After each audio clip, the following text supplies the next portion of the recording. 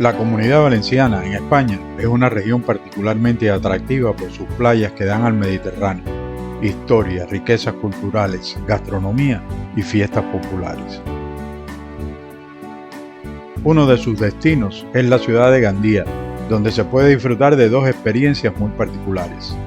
Una de ellas es el Palacio Ducal, la casa natal de San Francisco de Borja. La otra es la Cremà o Fallas, una fiesta tradicional de la región con la que se celebra el 19 de marzo, día de San José.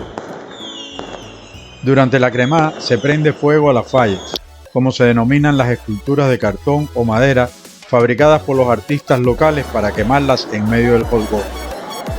Desde el 15 de marzo estas obras, con un marcado perfil satírico, se exponen en las calles y plazas para el disfrute de los pobladores y los visitantes atraídos por estas fiestas.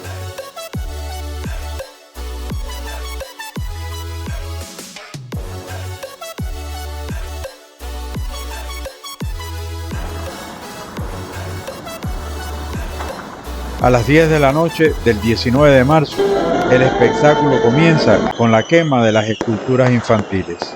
Luego se procede a la quema de las demás fallas hasta la 1 de la mañana, cuando se prende el monumento fallero de la plaza del ayuntamiento. Pero realmente las celebraciones comienzan antes con la elección de la fallera mayor, una joven que es elegida como reina de las fiestas. La celebración va acompañada de mucha música y fuegos artificiales que iluminan la noche, luego que la fallera mayor enciende un complejo pirotécnico conocido como el Castillo de Fuegos Artificiales. De modo que si le gusta el bullicio, las tradiciones, el fuego y la pirotecnia, estas fechas de marzo son ideales para visitar Gandía. Una posibilidad también es extender la estancia por toda Valencia, ya que festejos similares se celebran en otras ciudades, como Alicante, donde las hogueras de San Juan se encienden en la noche del 24 de junio. Pero si prefiere la tranquilidad y visitar la historia, la arquitectura y la cultura, otra experiencia diferente es el Palacio Ducal de Gandía, la casa natal de San Francisco de Borja.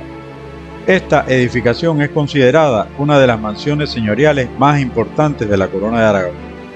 El inmueble tiene un alto valor histórico y religioso, ya que fue la casa donde nació San Francisco de Borja y por lo tanto no es extraño que la escenografía religiosa ocupa un lugar importante. Aunque la construcción se inició a fines del siglo XIII, su esplendor arquitectónico e histórico comenzó en 1494, cuando fue comprado por el cardenal Rodrigo de Borja, quien luego asumiría el papado como Alejandro VII. La familia Borja y sus posteriores dueños realizaron transformaciones y ampliaciones en los siglos siguientes, por lo que el palacio ofrece la posibilidad de disfrutar de estilos arquitectónicos de 7 siglos. También en el Palacio Ducal de Gandía se puede hacer un recorrido de siglos sobre el desarrollo de la cerámica, con piezas del siglo XIV al XX, aunque algunas de ellas fueron recolocadas en las sucesivas remodelaciones.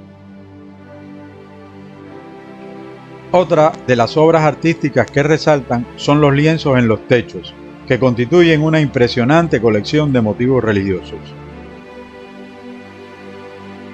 El Salón de las Coronas fue remodelado en tiempos de San Francisco de Borja, época de la cual también se pueden ver contraventanas y vidrieras emplomadas con los escudos familiares.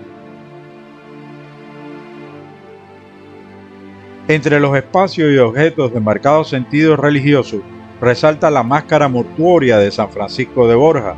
Los visitantes pueden admirar también la cámara de la duquesa, donde, según la tradición, estaba la habitación en la cual nació San Francisco de Borja.